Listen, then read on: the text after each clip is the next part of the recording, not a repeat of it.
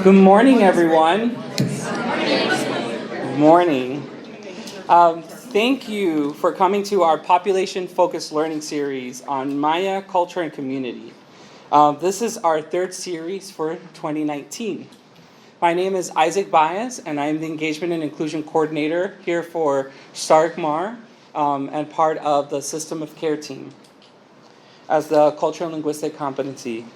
We are very excited to have you all here for this special event. We have a great presentation coming up, and as well as a panel discussion on the Maya culture. We wanted to inform that we will no longer be printing out the PowerPoint slides for our population-focused learning series. The binders that were given are currently filled, and we hope that you may continue creating your own binder. The inclusion toolkit has been updated and has all the previous sessions. So if you want to go back, you can go on our STARC-MAR website and click on the inclusion toolkit, and you'll be able to find all the list of resources that we've had previously on all the different sessions. And it even tells you where to divide the binder at too as well from the second part. The population-focused learning series will have one more topic for 2019, and if hopefully everything goes according to plan, we will probably have 3 more coming up next year in 2020. In your folders, you have several things. There is an agenda. There is a list with the information of the keynote speaker, as well as the panelist. There is also a survey, and your input is very important for us, and we would like for you to fill out towards the end of the training. You may leave your surveys on the table, and we will collect them, or you can also take them and put them outside on the training table outside of registration, and they will collect them as well. We usually make a resource list for every training topic, but for this topic specifically, we did not, because there is not a lot of information about the Maya community, especially on mental health and the behavioral health sector. So we do apologize for that. So we're hoping that this training session will at least give you some good background on understanding a little bit more of the community. So all this information, as well as the presentation, will be included on our website. If you still need a printed copy of the presentation, please talk to Carrie at our registration table, and she can provide one for you. Before we begin this training session, this will be a little different from our regular training sessions. This training session will help you understand the culture of the Maya community and some of their history. We do apologize that there will not be any CEUs for this training sessions, but you will get a certificate of participation for this training session. We hope that this information will help you understand the community till its fullest. We will also have the presentation done in Spanish. So how many of you have had or seen a full presentation done in Spanish at all? You have? You have? Okay. We also have our interpreter here who will be doing the interpretation in English. We hope that this is an experience that you will get of understanding how the flip side of it, of actually hearing something in a main language and having the interpretation done. So this will be kind of exciting for all of us. All right, I'm going to have the pleasure of now introducing our presenter and as well as our interpreter, and I'm going to read their bio. So our presenter is Pastor Manuel Lux. He is from the Upper Room Fellowship in Columbiana County. Pastor Manuel Lux arrived to the United States about 3 years ago, sponsored by a Christian church, Upper Room Fellowship in Columbiana County, that was searching for a person with a great heart for the Latino Maya community in the area. One of the main reasons that they're building a Christian church in Salem is because there is a huge community from Guatemala, which is a very unique population with their own culture, language, and customs. Pastor Manuel Lux has been a pastor for about 20 years. Speaking 3 languages, Quiche, Spanish, and English, knows the culture and truly enjoys supporting his community. These are just a few of the many reasons that he was chosen and decided to come lead the church.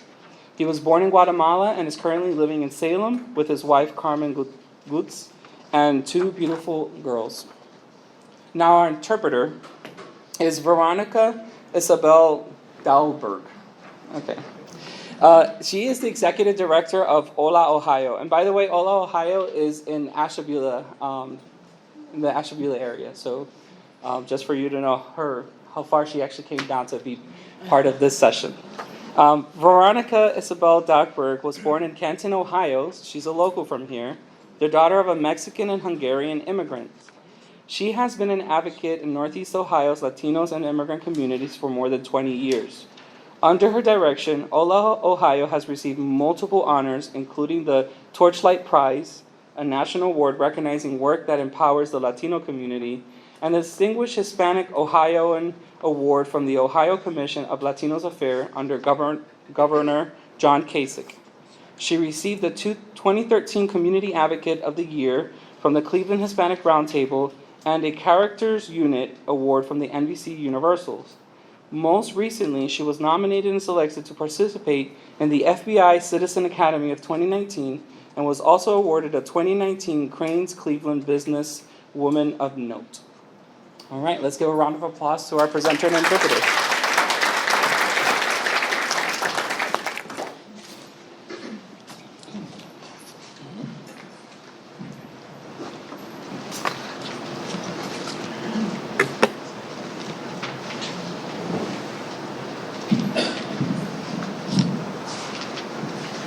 Buenos días. Oh, they speak Spanish. Tengo el gusto de compartir con ustedes algo respecto a mi cultura en esta mañana. It's a pleasure to share with you my culture this morning. Y aunque es mucha información que compartir, And even though there's a lot of information that I need to share, trataré de hacerlo en 45 minutos, que es el tiempo que me dieron. I'll try to do it in 5 minutes, which is what they give me. How many minutes? 45. Oh, 45 minutes. La cultura maya y sus inicios, vamos a empezar, tenemos las presentaciones en las pantallas. In the beginnings of the Mayan culture, Más o you can see in the menos slides, se registra el inicio en los años 900 o 1000 antes de Cristo hasta los 1500 después de Cristo. really begins about 900 to 1000 BC until 1500. Estamos hablando alrededor de 2500 años que abarca la cultura. We're talking about 1200 years that the culture flourished. ¿Por qué se acaba en los 1500? Why did the culture die or stop in the year 1500? Y la razón es porque llegan los españoles And the reason being is the arrival of the al Spaniards descubrimiento de América. and the supposed discovery of America. Un hombre llamado Cristóbal Colón toma 3 barcos y emprende un viaje buscando la India. Christopher Columbus gets on 3 ships and tries to set off to find India. Y no llega a la India, llega a América But he doesn't get to India, he gets to alrededor de America 1492. around 1492. A partir de ahí se les empieza a llamar indios a la comunidad que él descubre. And at that time they start to call the people Indians that they discovered. Porque inicialmente creyeron que era la India. Because initially they believed it was India. 25 años más tarde, ya emprende un viaje Hernán Cortés desde España para llegar a estas tierras nuevas. 25 years later, Hernán Cortés sets off from Spain to discover new territories. Pero la diferencia con Hernán Cortés es que viene a invadir esta zona y a conquistarla y ser parte de España. And the difference with Hernán Cortés is because he came to invade the territory and to conquer the territory to make it part of Spain. Entonces llegan con la milicia hacia la zona mexicana y entonces empiezan las peleas por querer adquirir esas tierras. And he arrives on the shores of Mexico with his militia and begin the battles as he tries to acquire that territory for Spain. Eso ocurre en 1517. That was around the year 1516. En 1525 él tiene un amigo que se llama Pedro de Alvarado. In 1525, he's got a friend named Pedro de Alvarado. Y Pedro de Alvarado es enviado para la zona sur, que sería Guatemala. And Y- Pedro de Alvarado is sent to the southern part of the territory, which is Guatemala. Y entonces, con la misma ideología de pelear contra los nativos para adquirir esas tierras y ser pertenecientes a España. With the same mission and ideology to conquer those territories in Guatemala to make it part of Spain. Entonces toman México, Guatemala, Honduras, El Salvador, Belice y parte de Nicaragua. And so they take Mexico, Guatemala, Honduras, El Salvador, and Belize. La cultura maya empieza a decaer desde ese tiempo, And the Maya culture begins to fall from that point on. porque fueron conquistados y fueron presionados a cambiar la cultura. Because they were conquered peoples and they were pressured to change their culture. Acá tengo algunas informaciones básicas, como ustedes pueden ver el mapa más o menos, I have some basic information here, and so you can see the map. que básicamente está agarrando parte de México, Guatemala, Belice, Honduras y El Salvador. Esta zona se le llamó la zona mesoamericana. This zone that you see here in green on the map is what's called the Mesoamerican zone. Anterior a que llegaran los españoles era bastante diferente. Before the Spaniards arrived, things were very different. La cultura maya tenía un sistema de escritura The Maya culture had a system of writing con más de 700 signos distintos. with more than 700 figures or symbols. También tenía un nivel de arquitectura bastante impresionante. Also had very impressive architecture.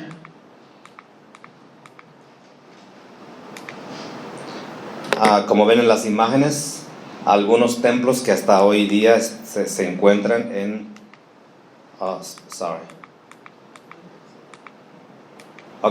algunos templos que hasta hoy día se encuentran en Guatemala y México. And as you can see from the images, some temples that to this day you can still see in Mexico and Guatemala Que inicialmente lo usaban como centros ceremoniales. that originally were used as ceremonial centers. Su sistema monetario era el cacao The monetary system was based on cocoa Y- beans, y también usaban el jade. and they also used jade. Tenía un sistema numérico que era a través de líneas y puntos, The numeric system was based on lines and points. y tenían un calendario, el calendario maya, que era a través de una roca hecha círculo. They also had a calendar system, and it was made of rock, and it was a circle or a wheel. La cultura maya tenía una religión politeísta, The Maya culture had a polytheistic religion, quiere decir que creían en varios dioses. which means they believed in many gods. Algunos de los dioses que voy a mencionar en este momento son Some of the gods that I'm going to mention right now are Alachwinik, que tenía una doble naturaleza divina y humana y era la autoridad final de la cultura. ¿lo puedes repetir, por favor? Alachwinik, que Alachwinik tenía una doble naturaleza humana y divina had two sides, a human and a divine, y que tenía autoridad absoluta en la cultura. and had the absolute authority over the culture. Itzamna, que es el creador y conservador de la raza humana. Itzammak, which is the creator and the Conservador de la raza humana. the one who conserves the Maya culture. Balom Tzakav, dios de la vegetación y la fertilidad. The other one is the god of fertility and vegetation. Ishchebel Yash, que regía la vida de las personas que tejían. The god that he just named oversaw those who did textile weaving. Chak, que era señor de las aguas. Chak, who was the god of water. Kinichahao, el dios del sol. Kinichahao, the god of the sun. Y Ahmun, que era el dios del maíz y de las cosechas. And Ahumun, who was the god of corn and harvesting. Ahí tenía algunas imágenes de cómo eran estos dioses. And there's some images of how these gods were. Cuando llegaron los españoles, la religión católica fue impuesta en la cultura maya. When the Spanish arrived, they imposed their Catholic religion on the Mayan people. Más o menos se tardó unos 150 años en ser absorbida por la comunidad. It took about 150 years for the religion to be absorbed by the community. Si ustedes van a Guatemala, cada pueblo tiene tres características importantes. If you go to Guatemala, every village has three important characteristics. Hay un pequeño parque en el centro del pueblo. There'll be a very small park in the center of the village. Hay una iglesia católica junto al parque. There'll be a Catholic church just nearby the Y, park, y un palacio municipal. and the municipal building. Eso se repite en cada pueblo en Guatemala. That is repeated in every village in Guatemala. Porque así fue como los españoles planificaron los pueblos después de la conquista. That's how the Spaniards planned the villages after the conquest. La cultura maya, como dije anteriormente, abarca las zonas de México, Guatemala y pues Centroamérica. The Mayan culture, as I explained, covers Central America, Mexico. Básicamente en México abarcó 5 estados, que serían los estados de Yucatán, Campeche, Quintana Roo y parte de Tabasco y Chiapas. In Mexico, the states that include Mayan culture would be the Yucatan, Quintana Roo, Campeche, Chiapas, Tabasco. and Tabasco. Y en la zona de Centroamérica, que sería Guatemala, El Salvador, Honduras y Nicaragua, Guatemala fue la más fuerte o es la más fuerte en mantener esta cultura aún. And of all the Central American countries that have Maya culture, Guatemala has been able to maintain it stronger than the other countries. Y que de hecho en Guatemala se reconocen 4 diferentes culturas actualmente. And actually there's 4 different cultures in Guatemala. Está la cultura maya, There's the ¿verdad? Mayan culture, Representamos el 60% de la población de Guatemala. representing 60% of the Guatemalan population. Está la cultura xinca, que representa un 3%, es muy, muy pequeño. There's a Xinca population as well, a very small 3% of the population of Guatemala. Está la comunidad garífuna, There's the Garifuna population. que es una comunidad muy especial y diferente en Guatemala porque hablan inglés y un idioma nativo de ellos. And it's a very unique culture in Guatemala because they speak English and another language that is distinct to them. Y están los ladinos. And also the Ladinos are another part. Ladino fue el resultado de un español y una mujer maya.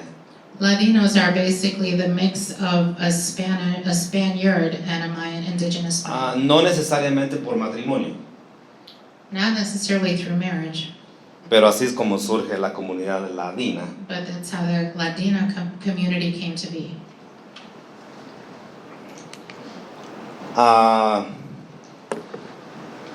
La cultura maya en Guatemala. Vamos a dar un poco de la cultura maya dentro del país de Guatemala. So let's talk a little bit about the Mayan culture inside of Guatemala. La cultura maya abarca gran parte de la zona noroccidente del país. The Mayan culture covers what is mostly the northern part of the country. Lo que sería más o menos Petén, Huehuetenango, Quiché, Alta Verapaz, son como estados. You'll see Huehuetenango, Quiché, Petén, those are the areas El noroccidente. in the northern. Ahí se ubica gran parte de la población maya en Guatemala. That is where the largest part of the Mayan population is located. El país de Guatemala tiene el privilegio de contar con 24 idiomas diferentes. Guatemala has the privilege of having 24 different languages spoken in the country. El principal es español. The main one is Spanish. Y aquí está uno que es Xinca, el idioma de los Xinca y el idioma de los garífunas. And the other is the Xinca and the language of the Y hay Garifunas. 22 idiomas puramente mayas. And then 22 languages that are under the Mayan umbrella. Y voy a ir pronunciándolos para que sepan un poco cómo se pronuncian los idiomas. And I will name them so that you can hear how they sound. I will not necessarily interpret them. You can- Achi, Acateco, Aguacateco, Chortí, Chuj, Ixil, Quiché, Mam, Acalteco, Pocomam, Pocomchi, Canjobal, Quechí, Zacapulteco, Zacapense, Tectiteco, Tzutujil, Uspanteco. Bienvenidos a Welcome Guatemala. to Guatemala. Voy a expresar algunas oraciones en quiché, que es mi idioma. I'm going to express some prayers in Quiche, O unas palabras. some words. Sakarik nan sakarik tat. Kinki kotikish ko ural ki watamaho biq so khalq petikwi. Suq ban ural, suq tsig, suq winak. Yo dije en quiché, bienvenidos. I said in Quiche, welcome. Espero que puedan conocer un poco de mi cultura, I hope you'll get to learn a little bit about my de culture, mi gente, my people, de dónde venimos where we y come por from, qué estamos aquí. and why we're here. No sé si captaron la diferencia entre quiché y español. Did you catch the difference between Quiche and Spanish?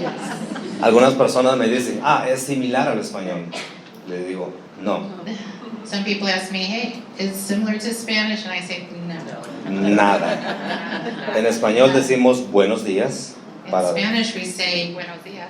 en quiché decimos sakarik, In Quiche, we say sacari, meaning good morning. good morning. Si alguien quiere aprender, ya platicamos. If somebody wants to learn, we'll talk. Te van a cambiar mucho. Yeah. Skipping up.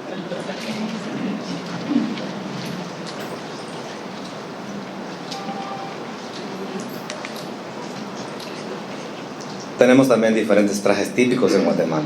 We also have different typical outfits in Guatemala. Antes de la llegada de los españoles, Before the Spaniards arrived, toda la zona mesoamericana, cultura maya, se vestía de una sola forma.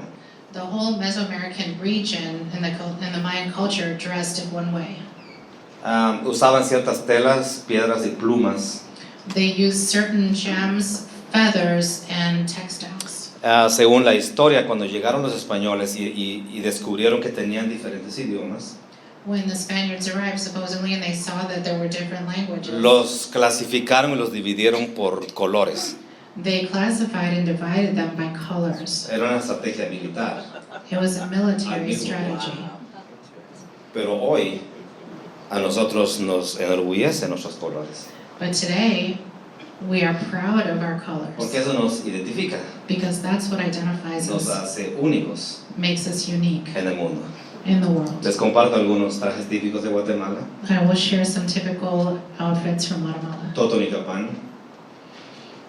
San Juan Chamelco, Alta Verapaz, Almolonga, Quetzaltenango, San Miguel, Siguilá, Quetzaltenango, San Sebastián, Retaluleu, Cobán, Alta Verapaz, Zacualpa, El Quiché, Rabinal, Baja Verapaz, Santa Eulalia, Huehuetenango, Sololá, Quiché, San Martín, Jilotepeque, Chimaltenango, Concepción, Chiquirichapa, Quetzaltenango.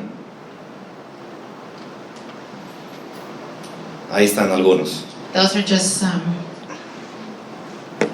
Hay más, There are more. porque aunque hay 22 idiomas mayas, Because even though there are 22 different hay languages, más, Maya, hay más trajes, un idioma no representado por un traje típico.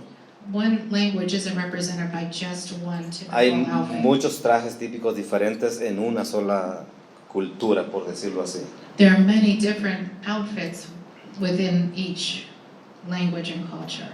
Quiero compartirles un poco el papel del gobierno de Guatemala hacia la cultura maya en Guatemala. I want to share a little bit about the role of government in the Mayan culture.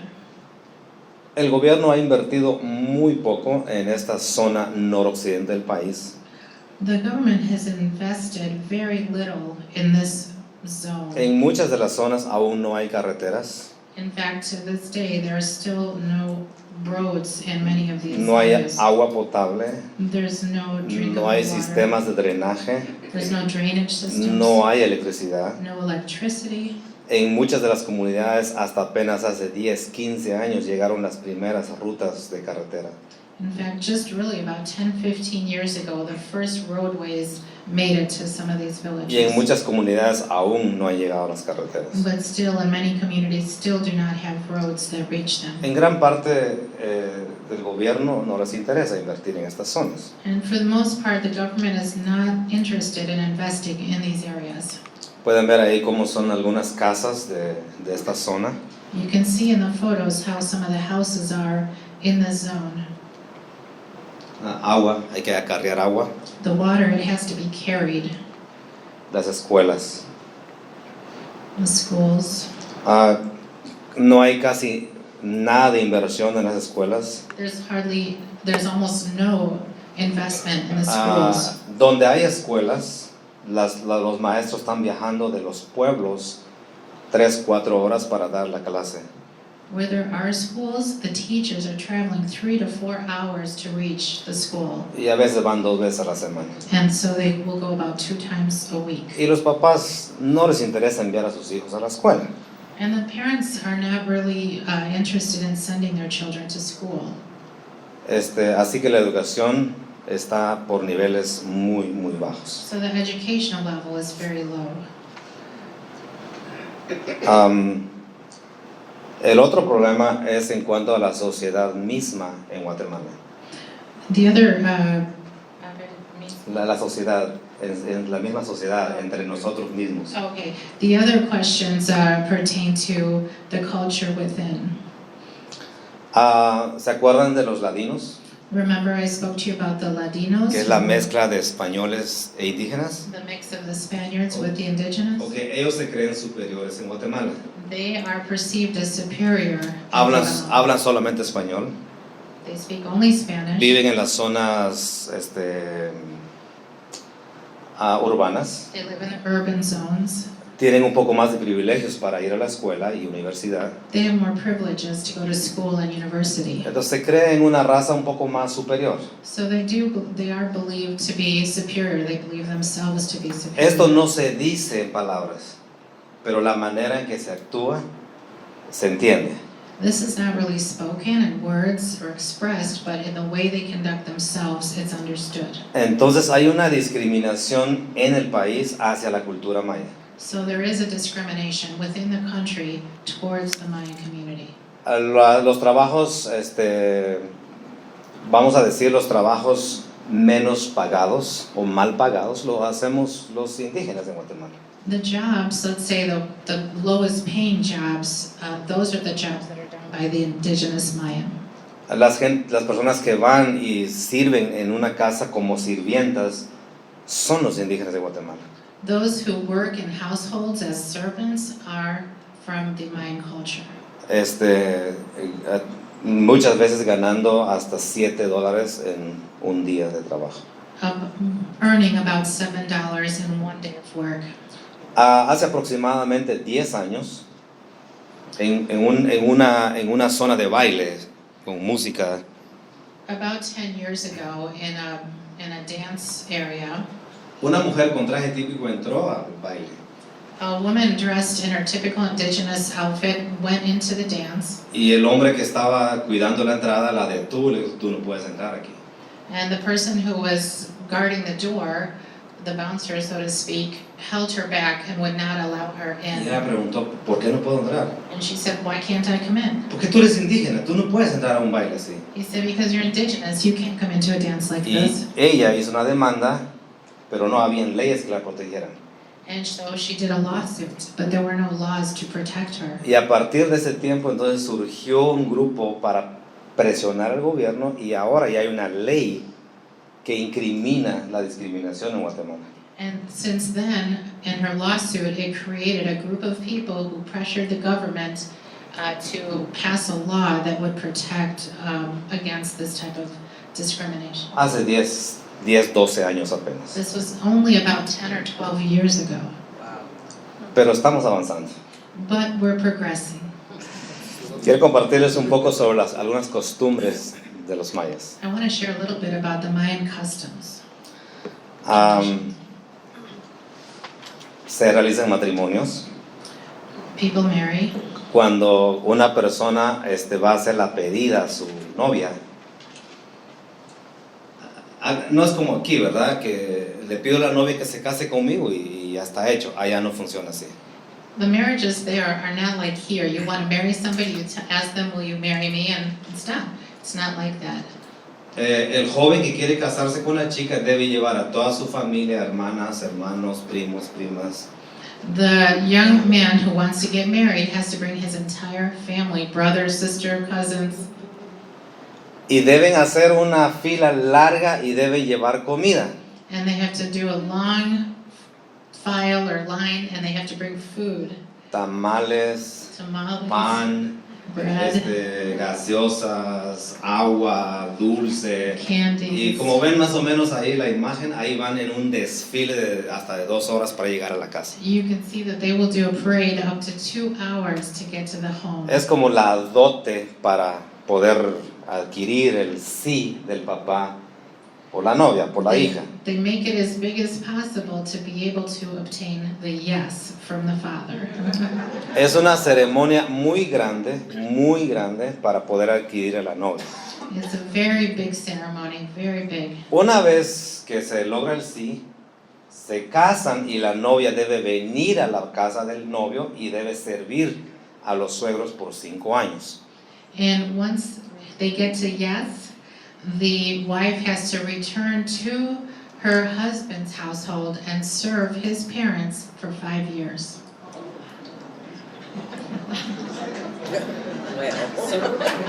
All the men are looking like, hey, that's not a bad. I can Okay. see the looks of it.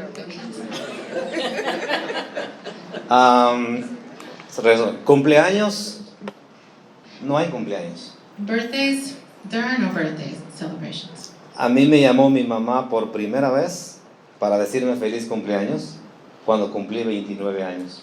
My mother called me to wish me happy birthday for the first time when I turned 29 years old. Y para mí sonó raro.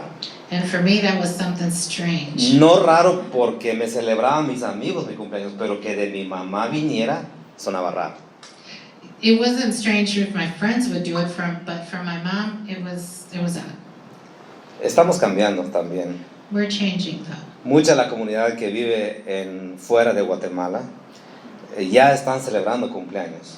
Much of the community that is now living outside of Guatemala is learning to celebrate birthdays. Y a veces lo hacen gigantesco, And sometimes they do ginormous celebrations. porque en su niñez nunca hubo. Because in their childhood, they never had that. Otra de las costumbres son los sacrificios de animales. The other custom, the sacrifice of animals. Queriendo retomar un poco el pasado, tienen unos sacerdotes que se llaman mayas. To maintain a little bit of the past, there's some Maya priests. Y van a los cerros, ponen fuego y queman animales pidiendo lluvia y otras cosas. They go to the mountains, they'll start a fire and they will sacrifice an animal to ask for rains and so on. O por pedir, o el tiempo de cosecha y celebración se hace este tipo de Or costumbres. if it's a harvest celebration, they do these types of traditions. Tengo algunas supersticiones que compartir con ustedes de la cultura, que es muy fuerte. I have also some superstitions from our culture that I want to share with you that are very strong. El sábado de gloria le llamamos el sábado antes del domingo de la resurrección. The Holy Saturday, as we call it, which is the Sunday before the resurrection. En la mañana cuando los niños se levantan deben recibir 5 varazos o varejazos. Sí.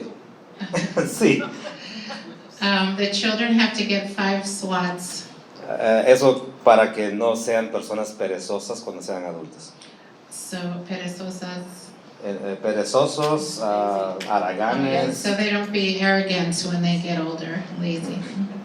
Superstición, It's a superstition, pero se hace but they do it todos los sábados de gloria. every sábado de gloria. Si señalas el arco iris, se te pudre la mano. ¿Cómo? Si señalas el arco iris, se te pudre la mano. Oh, if you point at a rainbow, your hand will rot.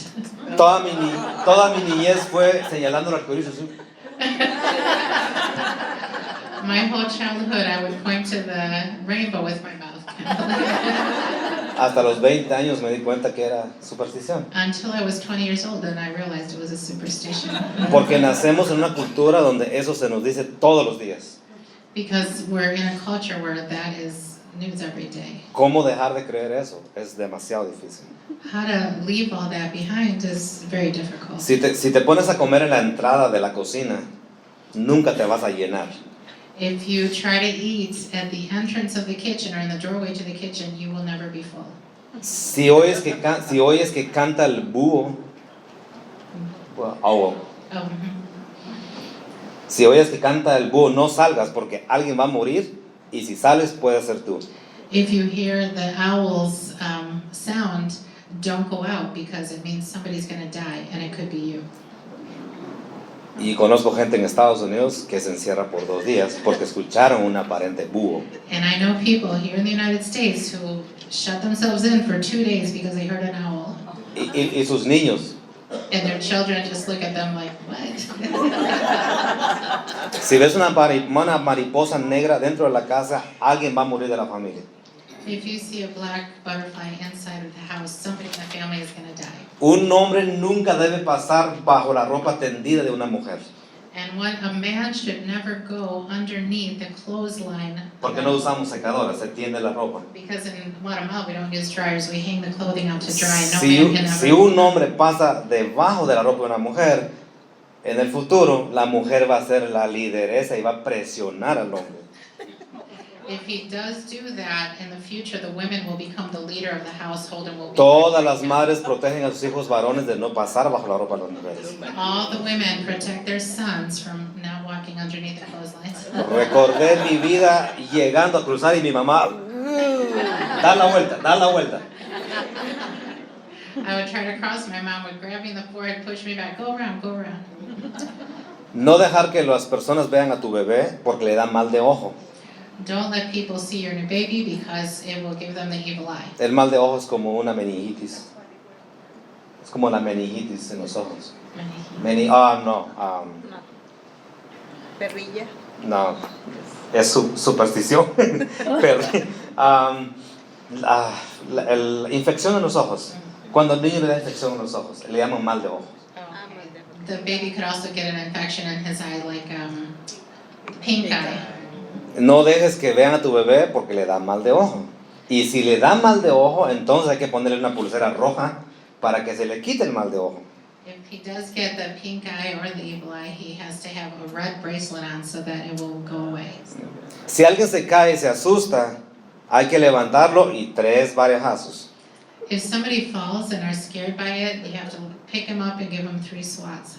Porque hay gente que ha muerto de susto, según la superstición. Because there are people, according to the superstition, who have died from fright after falling. Mi mamá adoptó una niña pequeña cuando nosotros éramos pequeños My mom adopted a little girl when we were little. y tuvimos que viajar en una avioneta de aquellas pequeñas por una emergencia y la niña se asustó We had to fly in a little plane y ella se because asustó of an emergency, and the little girl got scared, y murió 2 meses después. and she died 2 months later. Mi mamá siempre nos dijo que fue un susto y que ella no la había curado con los varejazos My mom always said that was the fright, and she never cured her with the 3 swats. porque no dio tiempo en esa ocasión. Because there wasn't time at that time.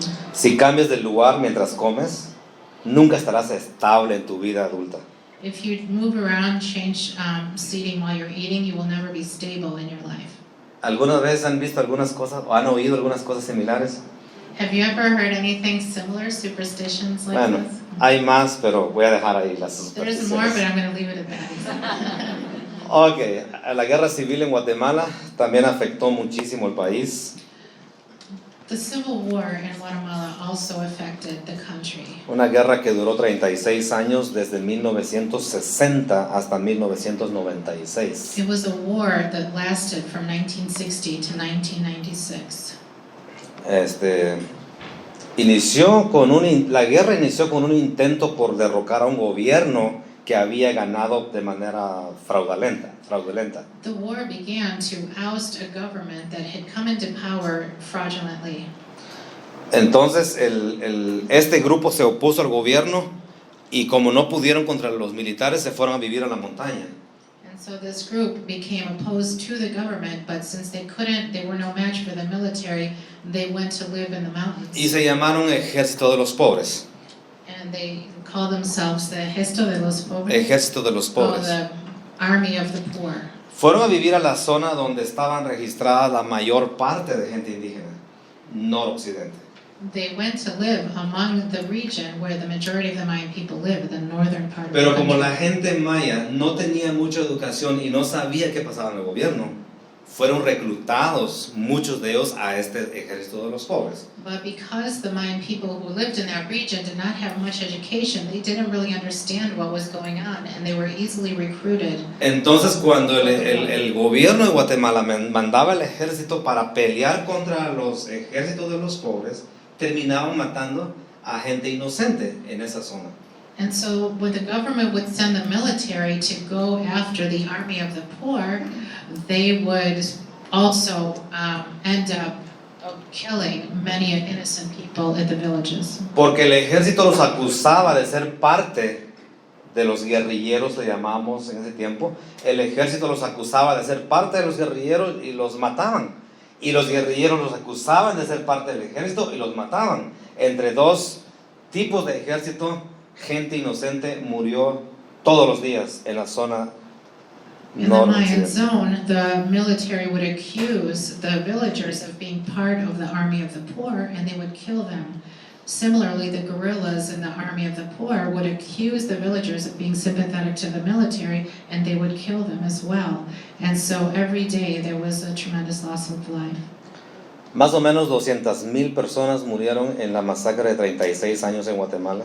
Approximately 200,000 people were killed in the 36 years. 49,000 fueron ejecutadas 49,000 were executed o se les hizo desaparecer. or disappeared. El 97% de esta matanza se le atribuye al ejército de Guatemala. 97% of these massacres are attributed to the Guatemalan military, Y el 7% a las guerrillas que vivían en la selva. and 7% to the guerrillas. Esto según el informe de Guatemala Memoria del Silencio. This is according to a report called The Memory of Silence. Hay una película que se llama Finding Oscar. There's a film called Finding Oscar. Si la quieren ver está en Amazon. If you want to see it, it's on Amazon. Les comparte un poco la historia de la guerra civil en Guatemala. It will tell you a little bit about the civil war in Guatemala. El poco interés del gobierno de Guatemala por las comunidades indígenas, The lack of interest in the indigenous communities by La- the government, la discriminación racial, the racial discrimination, las pocas oportunidades y los efectos de la guerra the lack of opportunity, and the effects of the war están haciendo que cada vez miles de personas dejen Guatemala, are making it so thousands of people are leaving the country, especialmente personas que pertenecen a la cultura maya. especially the people who pertain to the Mayan culture. Están emigrando a otros países como Estados Unidos They're migrating to other countries like the United States, y en muchos estados de Estados Unidos como el caso de Ohio. like many states in the United States, including Ohio. Como cultura hemos sufrido los ataques de la guerra. As a culture, we've suffered the attacks of the war. Algunas pequeñas imágenes ahí de lo que pasó, fue la guerra en Guatemala. A few images there of the war in Guatemala.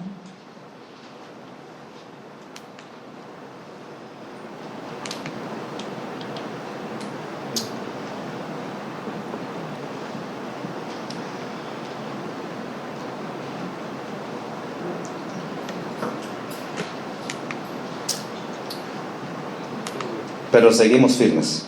But we stay strong.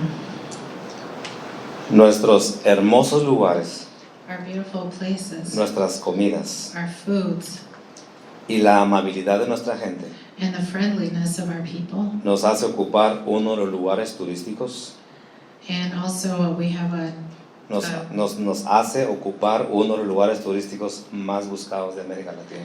and also we have some of the most sought after tourist locations in Latin America.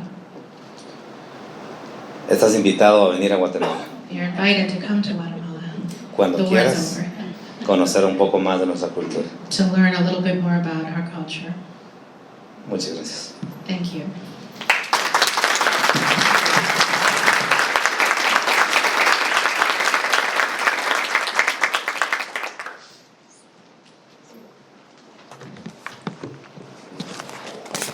I think that was amazing to hear a little bit about the stories. I will say that I find it very interesting the part of the three areas that the Spaniards had placed into the hometowns where there was always a park, the municipal area, and then a church. And in Dominican Republic, it's actually the same pattern as well. There's in every local area, especially in the countryside, you will see a park, a church, and a municipal courthouse kind of like field. So as he was mentioning that, it just brought me back home to think of from my country, Dominican Republic, and how that similarity or similar patterns are existent still to today. And they're actually really nice places to just go and hang out. But thank you so much for that. That was wonderful. I think it was interesting too for the translation part too, because I was able to understand the Spanish part before they got into the English part, except when the Guiche part came along, that's when I had to stop. But thank you for that. Can we give him another round of applause?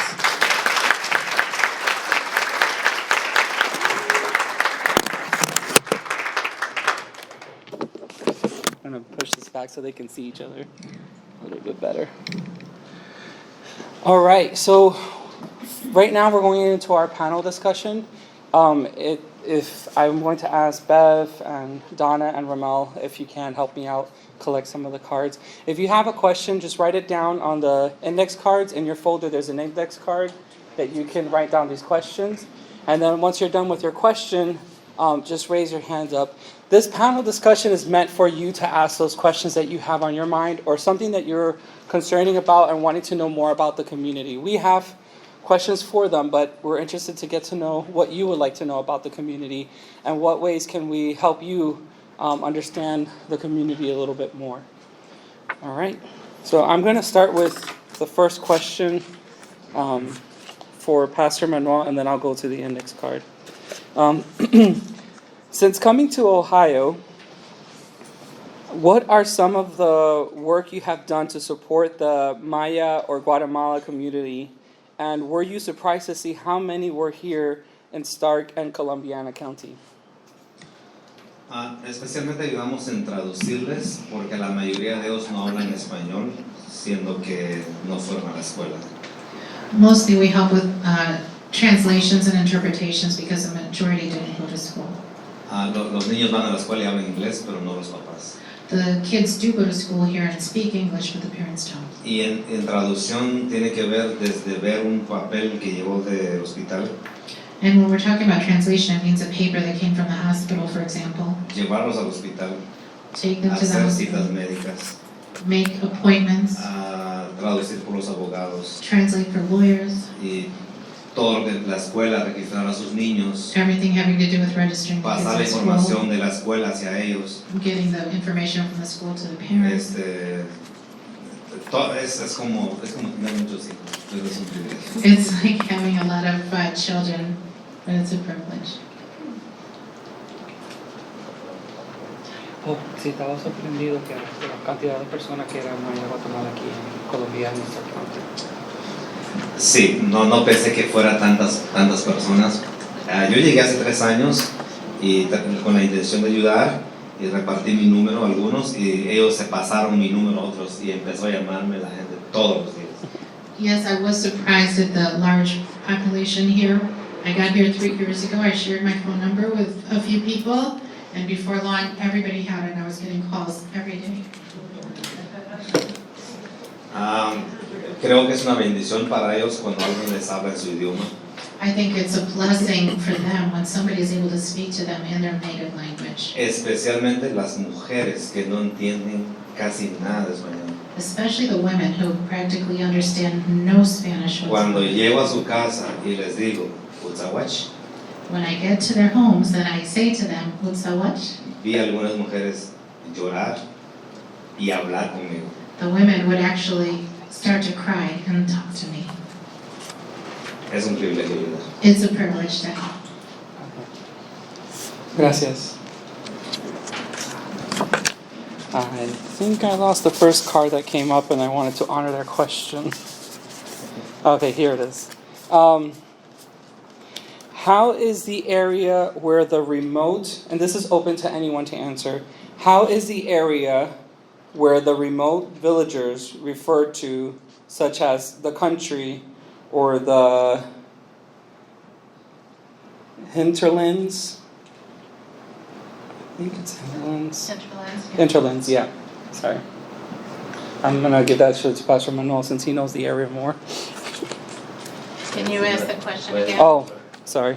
How is the area where the remote villagers refer to, such as the country or the hinterlands? Like how is it? Bueno, si nos puedes explicar un poco, ¿dónde? Okay. Yeah, where, how is the area where...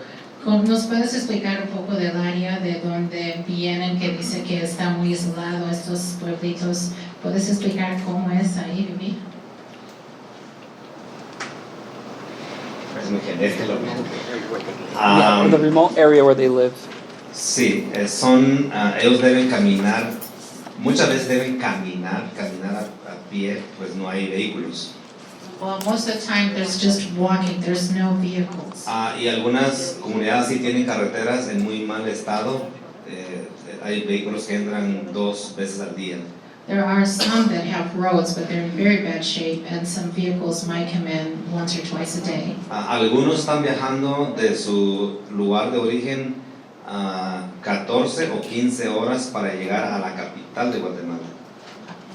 No, vamos a decir que caminó 5 horas y viajó 9 horas en carro. Some people who leave their areas, their villages, will walk 5 hours to get a vehicle that will take them the additional 9 hours in the vehicle to get to the capital. Cuando una persona está viajando de Estados Unidos para su pueblo, están buscando siempre vuelos que están llegando a mediodía o en la mañana a Guatemala, porque la distancia de la ciudad capital a las regiones donde van son 10, son 15, son 16 horas todavía. So when people are going back home from the United States, they're looking for flights that arrive in the morning or no later than mid-afternoon because it's a very, very long travel to get back to the villages. Talking 15 hours. Y como las comunidades no tienen las condiciones como agua, drenajes, electricidad, es complicado, pero ahí viven las familias. And even though there's no drainage, there's no water, there's no electricity, it's complicated, but the people live there. Y no estresa. No, and there's no stress. Awesome. All right. So our next question is going to go to Veronica. You founded Ola, Ohio in 1999. Have you worked close to the Maya community since you started Ola, Ohio? And what were some of the challenges that you had? And what did you do to overcome them? Thank you. Well, yes, over the years, I've had many encounters with people from the Maya community.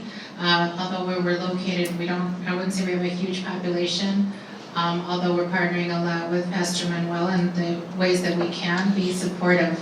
But the problems that we've encountered, which Pastor Manuel has encountered, is a lot of times that people are, they're making a lot of assumptions about this community. And there's very few resources, like he mentioned with the language, the superstitions, the culture, and so on. And so just to give an example, I was telling Pastor Manuel about a mom that I had who, her son was born here, U.S. citizen, with something over his eye, a bump. And she was indigenous Mayan who actually was from Mexico, and the jungles really, in Chiapas. She had fled the region, I think her family did during the war, and made it to Mexico, but sometimes they would get stuck there in the jungle. And so there's a lot of villages there of Guatemala. And so she was from that group, and she made it to Painesville, Ohio. So this woman was a survivor. Her son was born there with that bump, and there happened to be a lot of immigration raids going on at the time, and she was too scared to take him to the hospital or to the doctor. Plus, she didn't have anybody to help her do so, and the language and all of these things. So it just got bigger and bigger, the bump did. And when she finally did get help, I was able to take her to the hospital. It was, when I found out about it, it turned out to be cancer. And the boy had lost his eye, and the doctor said had they come sooner, that could have been treated, and actually he was about to, it had spread. And as I was helping her, there were assumptions made by the healthcare workers that she's not going to be able to care for her son because she doesn't speak Spanish, we can't communicate with her, she must not be very bright, but I said, no, she is a wonderful mom. She's very much knows how to care for her son, but there was going to be an effort briefly to try to place the boy with another family that could care for him. So we had to advocate for her to, so they wouldn't do that. But she was so frightened by that incident of that intent, she lost the trust of the healthcare workers, and she actually picked up her boy and went back to Mexico before he finished his treatment.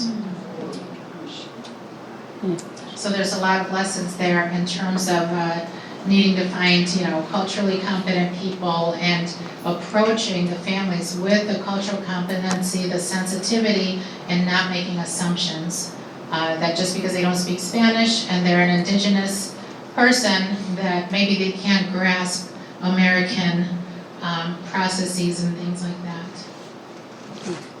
So thank you for that. I'm going to ask one of the cue card questions, and this is going to go to your presentation, Pastor Manuel.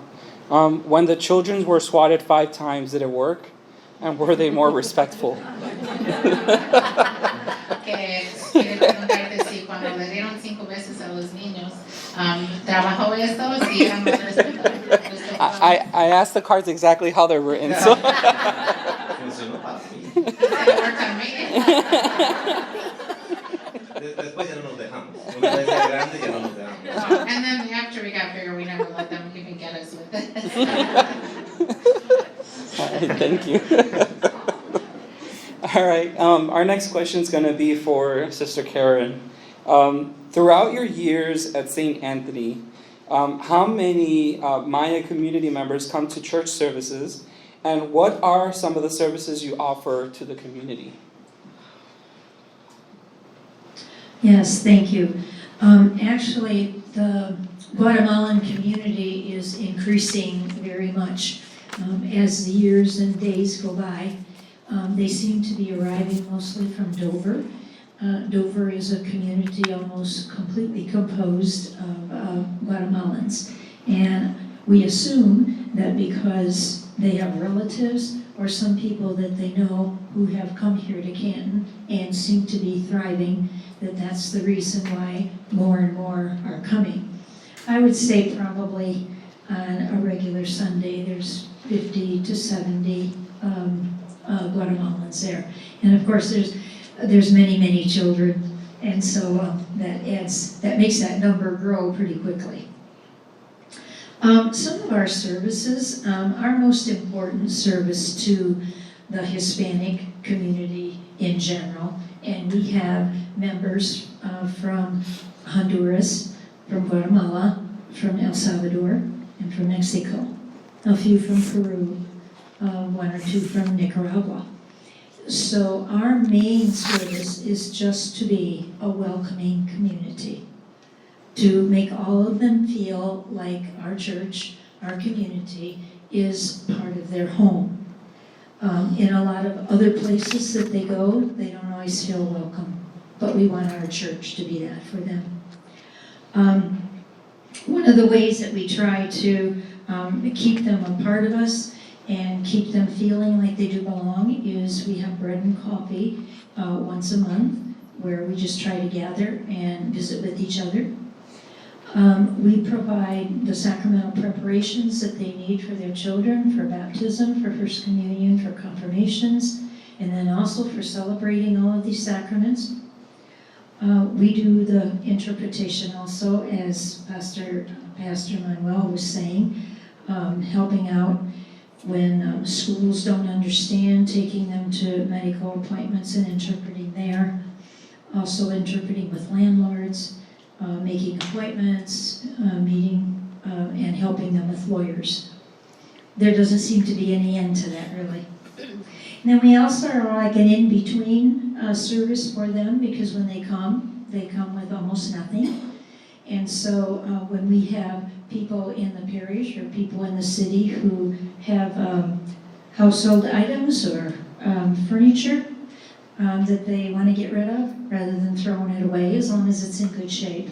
We try to make the connection between that family and the family who's in need, so that they can have the things they need in their homes. And we also have a little food pantry where we have beans, maseca, and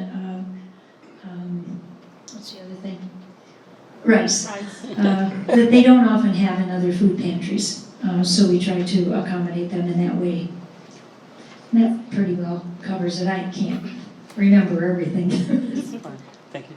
I do apologize. I really did get excited to ask these questions, but I'm gonna introduce our panelists, even though she had spoken already. But this is Sister Karen Lindenberger. As a Franciscan nun for more than 50 years, Sister Karen has devoted her life to helping those in need. She began her ministry and education as a teacher. Later, her service also included several years as a missionary in Chiapas, Mexico, where she was first introduced to the Hispanic Latino culture. At the age of 60, Sister Karen followed her heart and made a commitment to devote her service to helping the Latino immigrant communities. In 2005, she joined the St. Anthony's All Saints Parish in Canton, Ohio, as a full-time Hispanic minister. Her programs involve access to necessities, interpretation services, transportation, home visits, and more importantly, a welcoming embrace to all who come. In 2015, Sister Karen was recognized as a Community Woman of Distinction by the Soroptimism International of Canton, Stark County, Ohio, for her tireless work with the Hispanic community, especially with the women and children she serves so faithfully. In 2019, she went to the border in El Paso to volunteer for several weeks in one of the refugee houses. There, she experienced firsthand the struggles and hardships of our immigrant brothers and sisters who are fleeing violence, gang activities, and who come asking for asylum, but are often treated as criminals.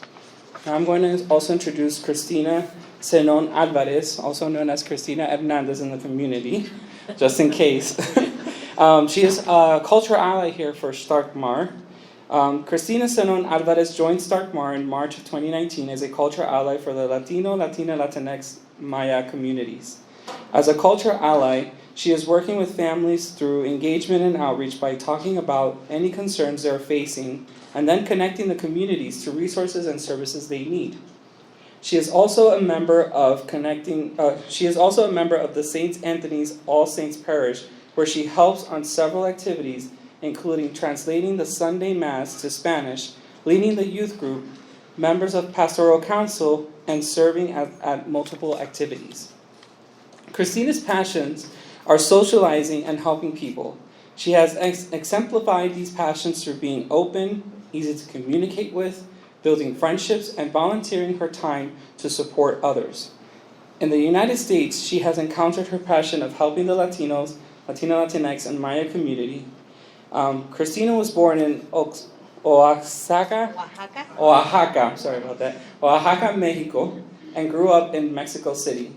She moved to the U.S. with her husband and 2 kids in 2001, studied English, obtained a bachelor's degree in social work with a minor in psychology in Topeka, Kansas, and a master's degree in social work at the University of Akron.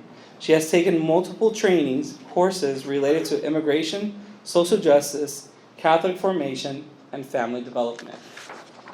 All right, so we're going to get to our next card. I do apologize about that. So this question is open to anyone. Is it different to help adults access mental health and medical service here in the U.S. due to the cultural differences? Es más diferente o distinto ayudar a los adultos tener acceso al cuidado mental aquí en los Estados Unidos por las diferencias culturales. You can go ahead and answer. Yes, it's a little difficult because sometimes our community, I said our community because I belong to the Latino community, a few of the adults, they're thinking about Sometimes they say, I'm not crazy, this is why they are not going to any services. I explain to them that be depressed or have any other problems. It's not because they are crazy. It's because they need to talk about their problems. Sometimes it's difficult, but finally, with the trust of them, I have that reach. And right now they listen and they have more and more service for the psychologists or problems that they have. Just to mention too, that a lot of our social services right now do not have anyone who speaks Spanish. So in a situation where it's counseling, there would have to be an interpreter present, and that sometimes makes it more difficult. Do you want to add? La otra cosa también es que en las comunidades de donde vive la María no hay médicos. Para ellos la figura del médico no existe. And also, speaking of that, in the Mayan culture, in a lot of the communities, there's no doctor. So a doctor, medical attention is something not known for a lot of the people. Es más una idea de que le llaman un curandero que hace todo sin estudios. What they mostly have there are what they call the healers, a curandero, which there's no, exams or testing or anything like that done, but it's more like with herbs and different things. Entonces hasta para ir por citas de embarazo, para ellos es como raro, pero van porque hay cierta presión. But just similarly, if somebody's pregnant and they want to get prenatal care, it's the strangest thing for them. But they go because there's pressure for them to go and get that. Ya pensar en un médico de salud mental está muy lejos, ¿verdad? And so now talking about mental health, that's even a harder concept to grasp in the community and to explain. Gracias, thank you. Our next question is going to Christina. As a cultural ally in support of working with the Maya community, how did you overcome in connecting with the community? As I said before, trust. When they trust in you, they're going to be open with everything that you are going to talk to them. If I want to share with you, Sister Karen helped one family from Guatemala. They were in the children's hospital. The baby passed away. But since we were with her, they and I helping them, support them. On the day that the girl passed away, they called us and they said, the baby passed away, we want you to be here. And I said, okay. I went to pick Sister Karen and they waiting for us to put the clothes on the baby. And when we came, we did that, and I remember the mother, she just hugged her. And she said, she's cold. And she was over there for 3 or 4 days without any food. And I said to her, it's time for you to go to eat. And she said, yes, I'm going to eat, but if you hold the girl and you sit down in the rocking chair and you hug her. I did that, and then Sister Karen came and said, girl, what are you doing? And I said, she asked me to do it. I'm going to do it. And I did that, and since that day, a lot of families or the community that they know these families, they trust, because I respect their beliefs and their culture. If they trust you, they're going to be open. This is the main point. Trust. Thank you. So this question is open. Our agency serves Spanish and Guatemala citizens. Our staff is taking Spanish lessons. What else can we do to make these citizens more welcome and comfortable? Well, I think it's really important to be advocates for them and to acknowledge, for example, a lot of the people in the community are dealing with immigration issues, and it's really important for people to know that you know and are sensitive to that, and you are not going to be somebody who's going to right away report them to immigration, for example, or that you're going to be sensitive to understanding their fears and their concerns, because if you're asking them to fill out an application, they want to know where it's going to go. They don't know, is this going to end up in the hands of somebody that's going to come after me? So it's a sensitivity and an acknowledgement, because sometimes people will say, oh, we don't care about people's immigration status, we will help anybody, and we don't even bring it up, and that's very nice. But the people want to know that you know, so you should probably bring it up and just say something like, I know you might have an immigration issue, I just want you to know that we're here for you, and we're not going to be reporting you to the authorities, that's not our job. Something so that they know that you know, and that you're going to be careful with their information. It's very important to communicate that, otherwise you may not get the results that you want, or you won't understand why are they hesitant to go to the food pantry when you just sent them there.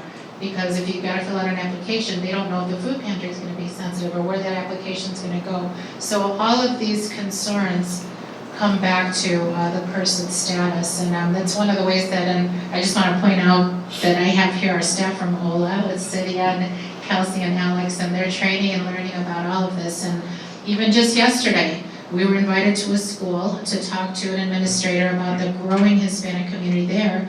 As we were there was a Hispanic family registering their kids for school. They were from Honduras. And as soon as they heard me say, we offer immigration help at no cost, immediately the mom said to me, I've been here for 2 weeks and I'm concerned about my case. Well, she needed to file in a very important paper, a change of address, to let immigration know that she had moved from another state to Ohio. By law, she had 10 days to file that, or she could be taken into detention. So many different bad things can happen to her. So right then and there, we helped her fill out those papers for her family. So it's a sensitivity about knowing, are they connected to immigration services? Are we being sensitive to the issues? And if we don't have the answers, are we consulting with an organization or an individual who does, like Sister Karen or Christina or Pastor Manuel, before making decisions that will impact this family? Thank you. Does anybody else want to add anything to that? I just want to commend the hospitals, at least here in Canton, and certainly Akron Children's. They are providing more and more possibilities for interpretation at the hospitals, not just with Spanish, but also with the dialect Quiche. For Altman Hospital, they don't have people to do that, but they have the machine they call Marty, and they can bring up about any language possible on that so that there can be some communication. Thank you. All right. I'm going to bring this question back to Veronica. So what are some of the service you provide in your area at Ola, Ohio? Well, thank you for that. Like I said, our staff is here. We have an office in Norwalk. We have an office that we just opened in Youngstown, and then we're based in Painesville. We cover pretty much the whole northern region, and we really specialize in people that are facing complex immigration issues that maybe don't have the money, have a family member detained, have a chronic illness with no insurance, don't speak the language, don't have transportation. Out of the Norwalk office, we have a young boy with cancer. His father was detained for months. We were able to get him out. We're providing free transportation to his treatment. We're providing kind of wraparound support services. When the raid hit, for example, out in Sandusky, and 100+ families were impacted, we provided bond help.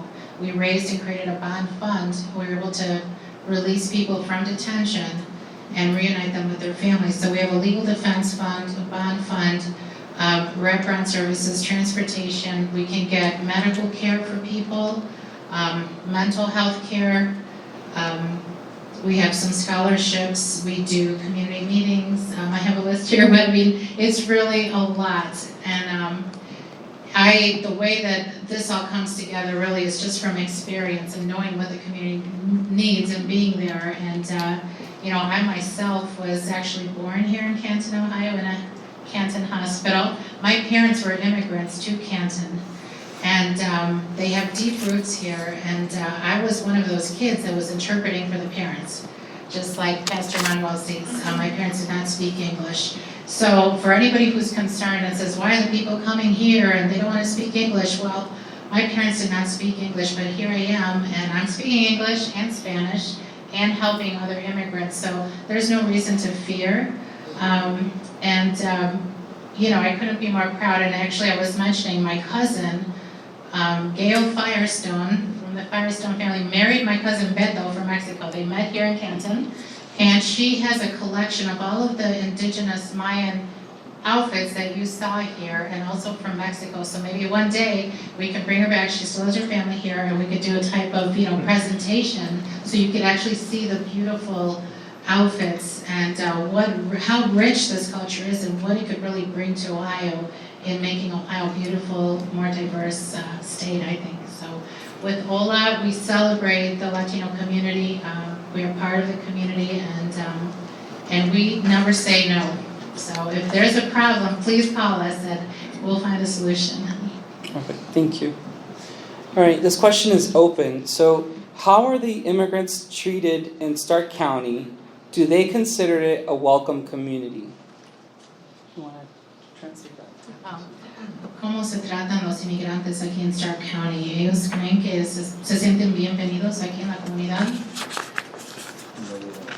Maybe you could answer, Sister. You want to answer that? I'm living in Columbiana County. Well, in any county, how Okay. you feel, more in Ohio than anything else. But That's really hard to answer. I think it depends a great deal on the situation and how open the people are to having immigrants in their community. And if our folks here, our Americans, live with this fear that the immigrants are going to take over our country, or that our white-faced country is soon going to become a brown-faced country, or that they're taking all the jobs. I think if we come off as being fearful, then there's like this standoffish attitude that we're afraid. And on the other hand, if it's something simple like just even meeting the Hispanics in a store and just greeting them, that simple buenos dias is all they need, or just a smile instead of just walking on by and ignoring them. I would have to say that I think most of the social agencies that I've connected with are becoming very friendly and very open to receiving our immigrant community. If I could just add Yes. a little bit, I agree with Sister Karen that the agencies are definitely improving. I see a care and a concern and very committed people, and that's great. But also knowing what you don't know is important, and trying to learn like through these, and I really commend Isaac for putting this together. But the community that we're working with, I don't think feels welcome here, would you say, Cynthia? I mean, after the raid, here you have a flower and garden center, and people are cultivating flowers, and they've been there 10, 15 years. They're just trying to raise their family. They're not getting overtime. They're not getting paid days off. They don't have insurance. They're doing the hard work, sun up to sundown, of hard labor. It's not taking a job from anybody, because nobody's going to want to do that, trust me. To have 200 agents with full military gear go in there, zip tie their hands, and cart them off to far-flung prisons in Michigan and Youngstown, away from their children, and then to have the judges charge exorbitant bonds of $10,000, $15,000, $20,000, the lawyers charging $3,000, $5,000, $10,000 for the case, the application fees, and the lost wages and everything. This community was crushed. They lost their jobs. They went into debt for the foreseeable future. Those who were lucky enough to get out to see their children. And so we were going to have, that's 1 year after the raid, we were going to do a picnic for the families just to get the children out of the house, because the children in summertime, they're not out playing anymore. They're hunkered down in their homes living in fear. We had to cancel the picnic because the president had announced a couple days prior that he was going to be rounding up people, remember? This was in July, families and children. So we just had the picnic this past Sunday, and it was so nice to see the kids happy. That made the parents happy. And it was so simple. It was just playing games. I know Pastor Manuel has a soccer league, but just something to get the people in a safe space where they don't have to be fearful. And goes a long way, but no, everybody is absolutely living in fear. And I remember Pastor Manuel told me that when he goes to the houses, they have everything locked up, shades drawn, and he can knock on the door and you just see a little peek, in the curtain. That's not living in freedom and liberty and feeling welcome. So that's the current situation right now. And then yes, there are a few lights here and there, but for the most part, it's a very dark time for the immigrant community. Thank you. Yes.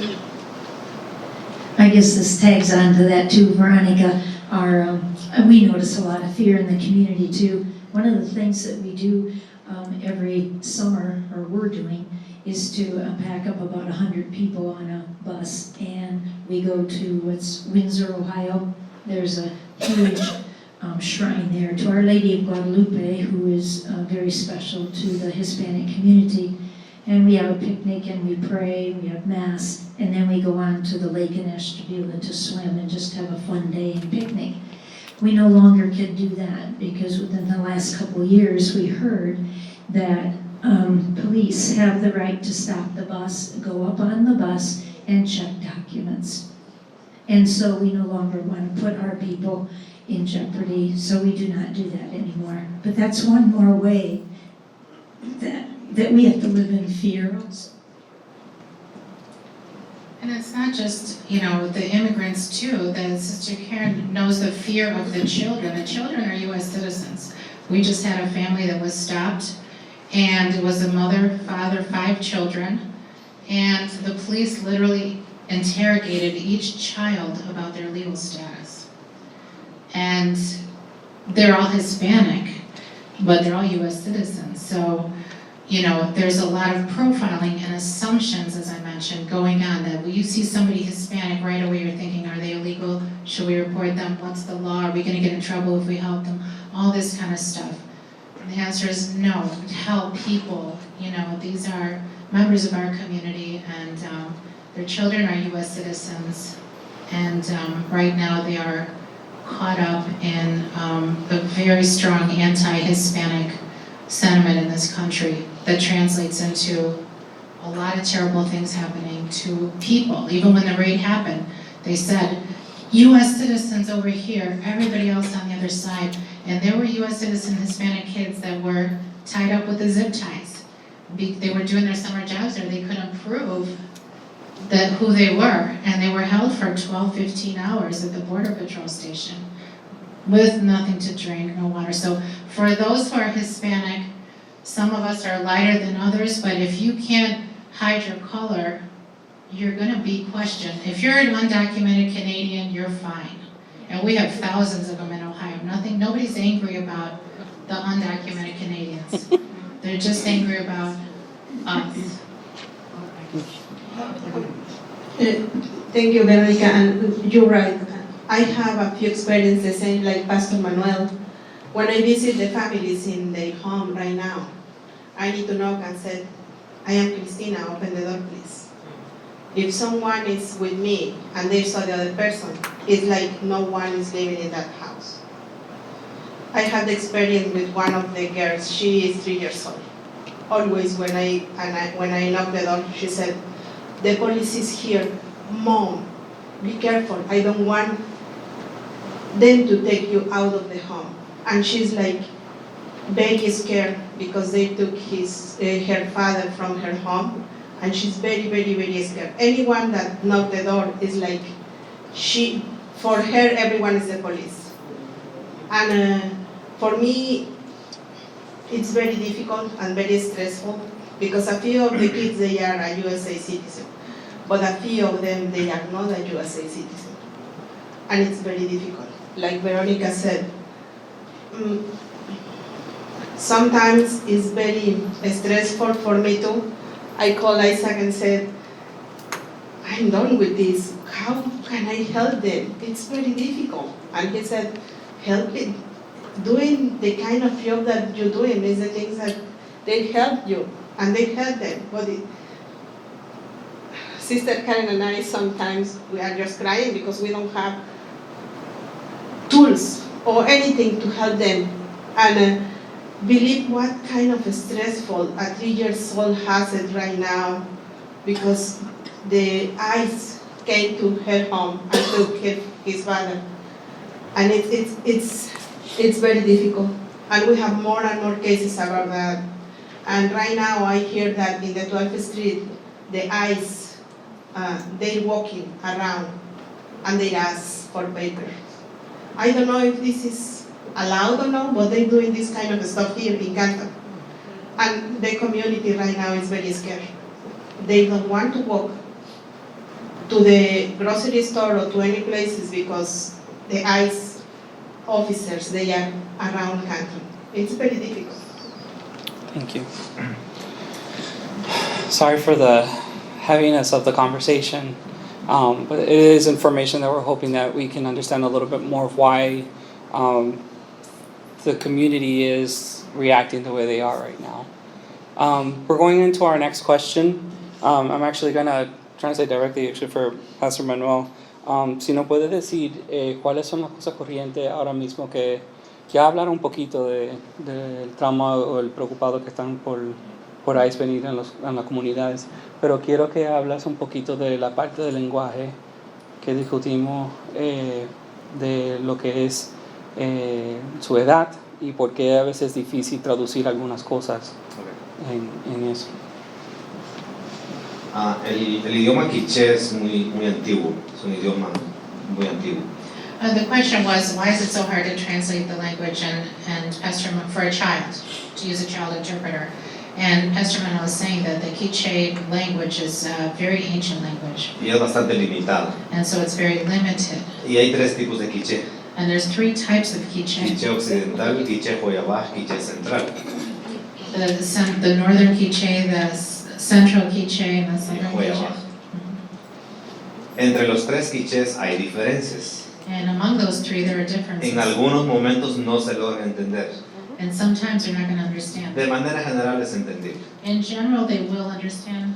Entonces cuando están usando un intérprete en la corte o en el hospital So when you're using an interpreter in the court or the hospital, y están usando una máquina, and they're using the machine, es complicado. it's complicated. Porque resulta que la señora habla quiché occidental y el intérprete en el tablet es un quiché central.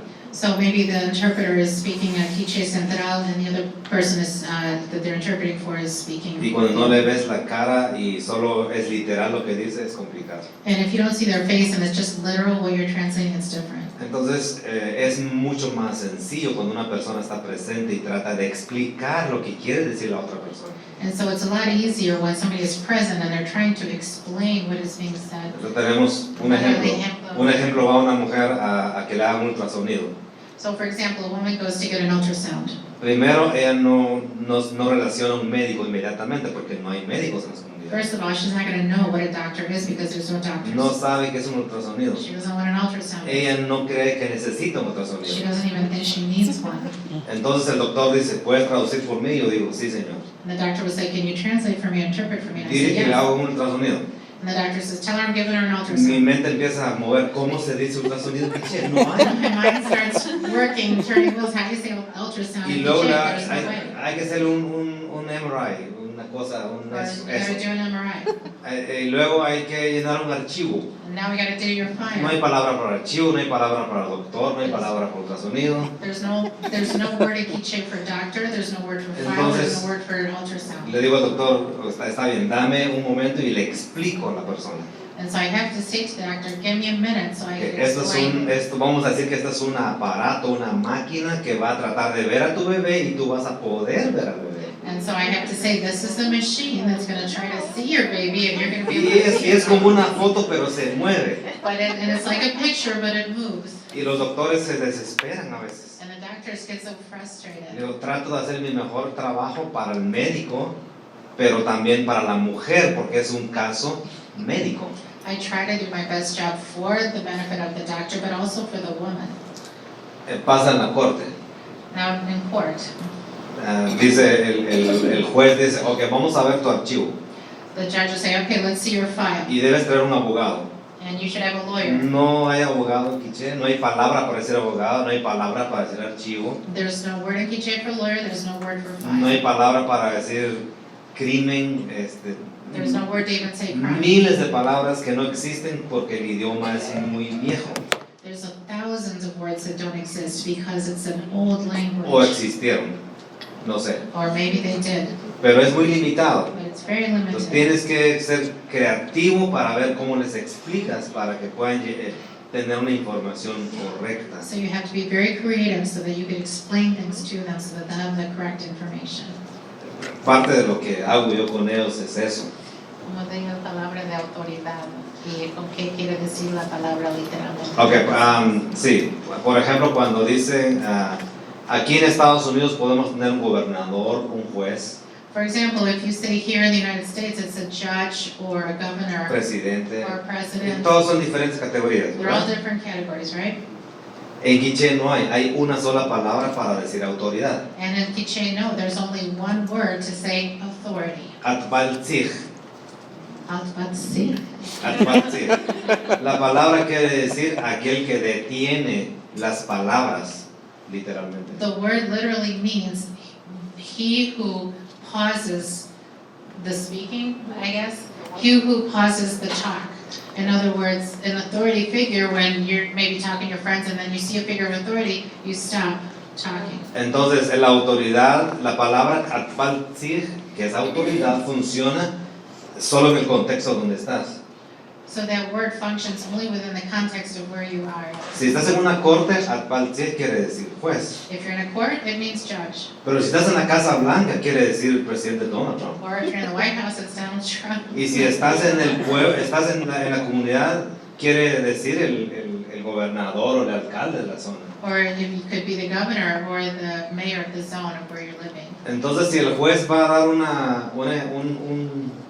va a emitir una opinión y va a decir en el gobernador de tal zona con el alcalde y se juntaron con el juez, las tres palabras es complicado explicarlo. Yeah, so if somebody was going to use all of those in one sentence, for example, you know, the governor is visiting the president and the judge will be there because they're going to appoint a president, you know, a judge. How would you say that? You're going to use the same word 3 times. It's very complicated. Pero el idioma principal en Guatemala es español. But the main language in Guatemala is Entonces, ya el quiché y otros idiomas, como no ha tenido para mantenerse, el gobierno no ha hecho mucho para mantener los idiomas, se han mezclado con And- español. And so because the government hasn't done much to help retain the Mayan language or the Quiche, that it started to mix with Spanish. Y algunas veces escuchas hablar en quiché, pero no es realmente quiché, está muy mezclado con español. And sometimes you'll hear somebody speaking Quiche, but it's not really Quiche because it's really mixed Y up. casi que entiendes qué están diciendo, excepto por unas cuantas palabras. But you almost understand what they're saying except for a few words. En el caso de los hombres. Because Pero las mujeres muchas veces mantienen un poco más, aunque limitado, lo mantienen y entonces es complicado hacer la traducción. And it's really the men who are mixing, the women are still very much retaining the original language and are the ones who are carrying it forward. Thank you.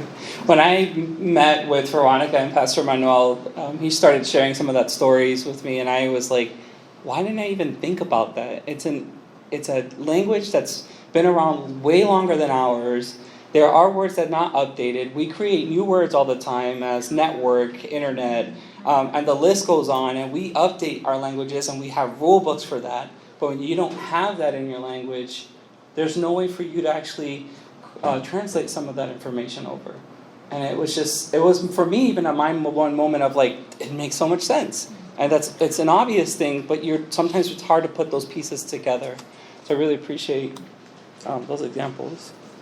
So here's the next question, and it's open for anyone. In your opinion, why doesn't the Mayan government want to improve the villages that aren't as progressive as the capital? And what can I do to help if there is anything? I think this is going to be a Pastor Manuel thing. En tu opinión, ¿por qué el gobierno maya no apoya a los pueblitos mayas? Porque no invierten más. Pienso que no cree que sean comunidades importantes, idiomas importantes y culturas importantes.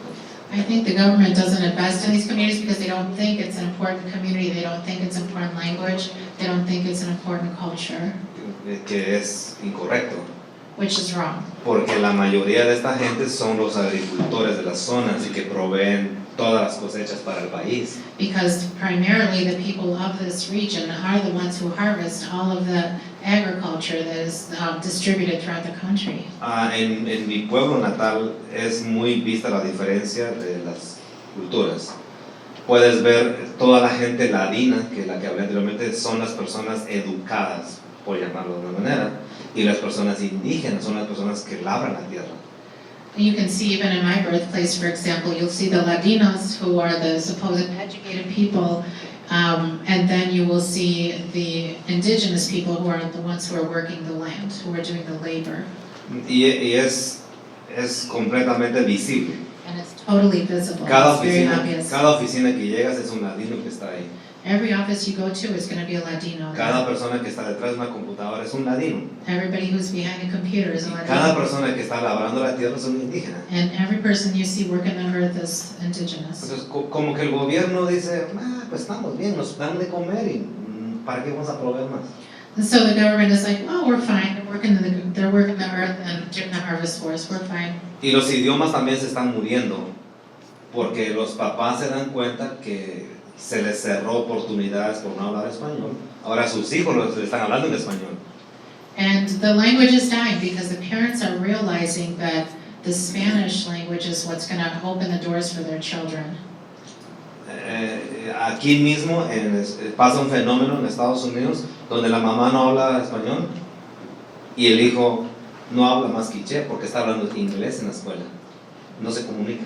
So you have a phenomenon right here where the mom is speaking the Quiche, but the kids are speaking English and they do not communicate with their own parents.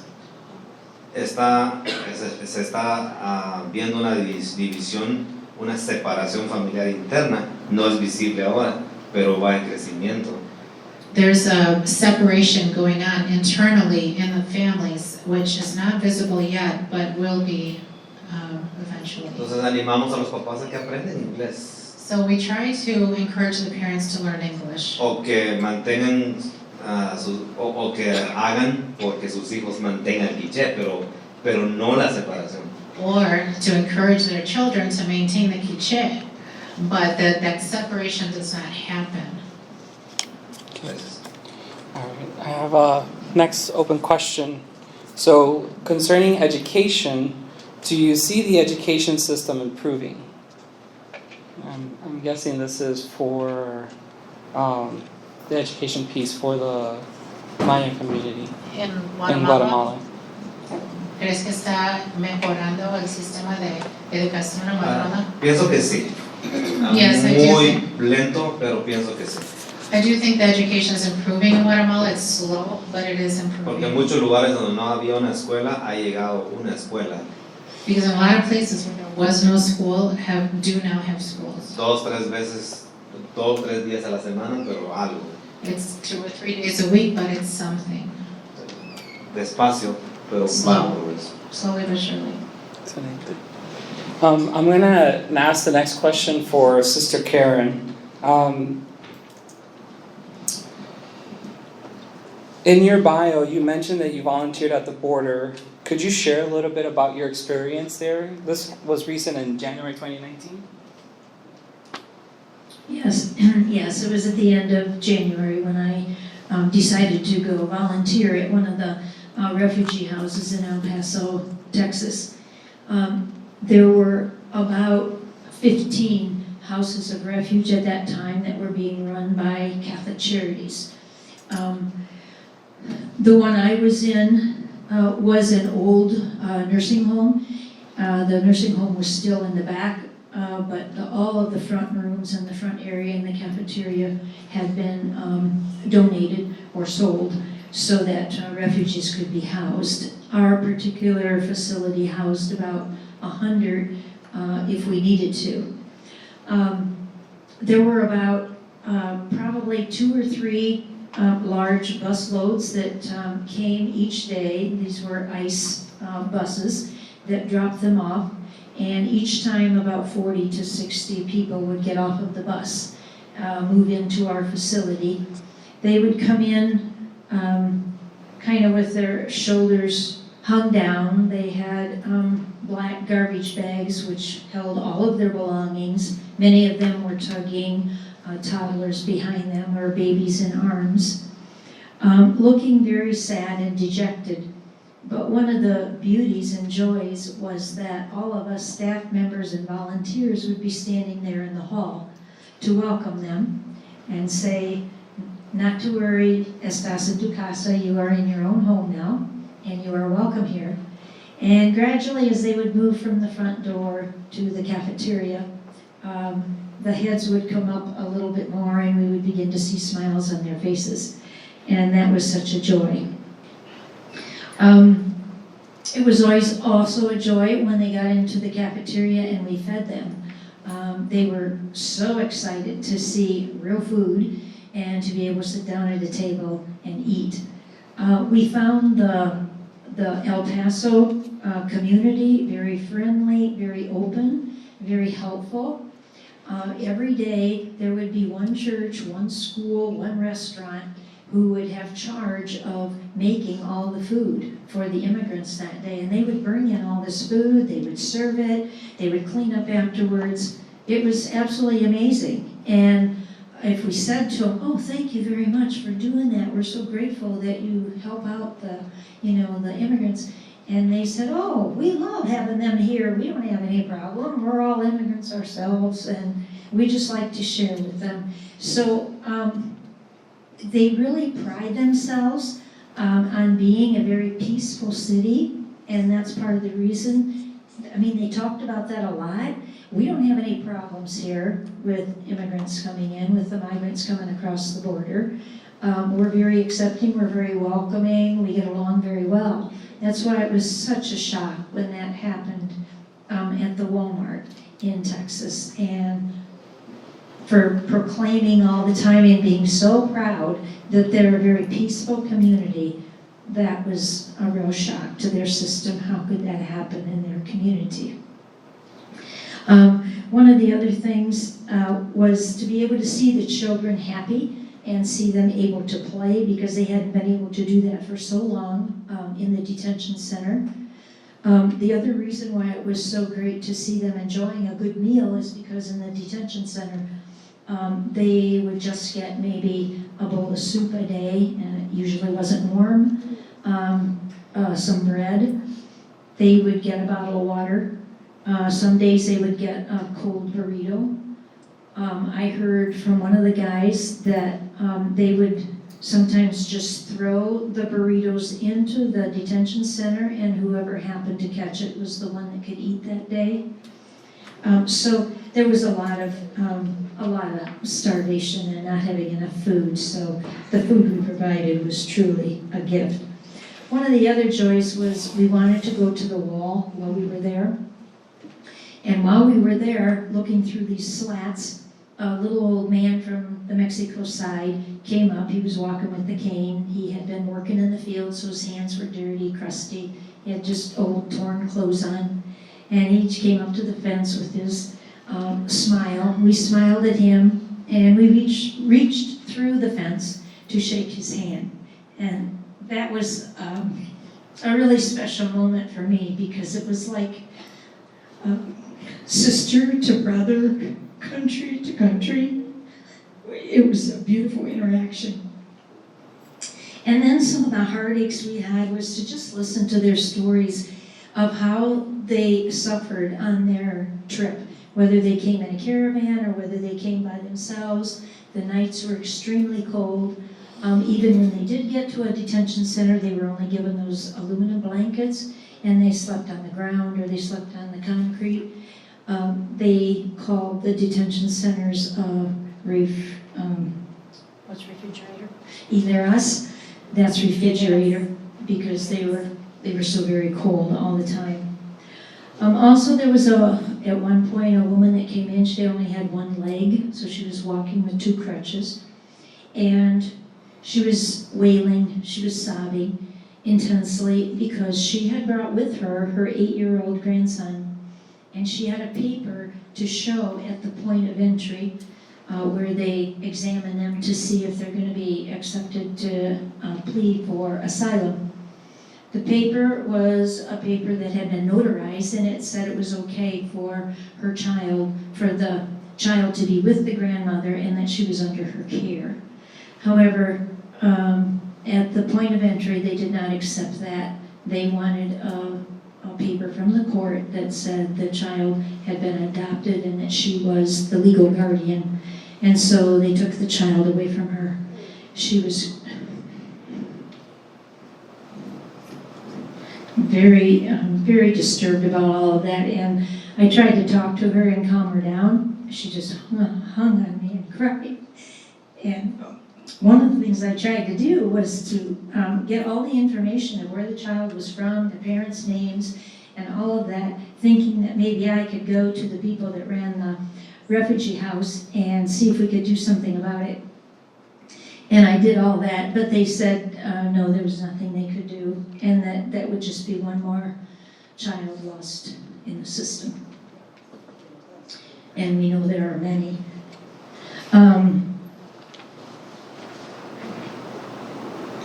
One of the other things, after the people ate, we took them to show them a room, because this was an old nursing home, so we put in 3-4 people in the same room, but they actually had a cot to sleep on, so they thought they were in the Holiday Inn.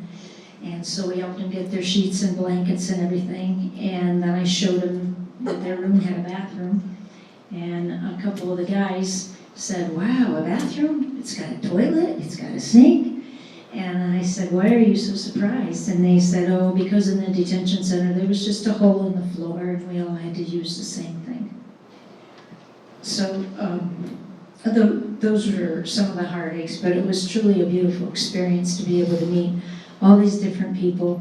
And because I was bilingual, I could talk to them and listen to their stories. So it was a beautiful gift for me. Thank you. Thank you so much for sharing that. We have a few more questions, and I would like to try to get to them before we get into our closing, so we're going to try to answer them as short as possible. The next question is, what was the hardest part to adjust to the new American culture? So when the community comes up here to Ohio, what was some of the things that was harder for them to adjust to? And then how can we as educators help our Maya and Guatemalan families feel welcomed? I guess Pastor Manuel dice que ¿qué es la parte más difícil para acomodarse aquí en nuestra cultura americana y cómo podemos como educadores ayudar a la comunidad maya? Pienso que una de las cosas importantes por mi experiencia es cambiarles la mentalidad como primer paso, en un buen sentido. Cambiar la forma de pensar. Cuando viene una persona, en su mayoría están pensando solamente en el factor económico.